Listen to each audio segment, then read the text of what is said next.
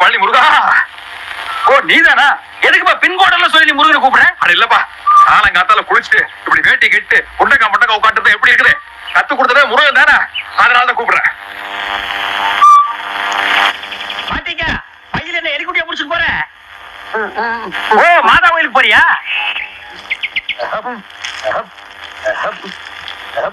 எல்லாம் புது துணி போ. மூட்டை கட்டி முழுகுறு தூக்கி வியாபாரம் பண்ணலான்னு பாக்குறியா? நீ சைக்கிள் கேப்ல சாராயம் காய்ச்சி வித்துருக்க. யாருக்கு பாட்டி இதெல்லாம்? ஓ துணியெல்லாம் மூஞ்சில கட்டி கூட்டி வர சொல்லிருக்காங்க.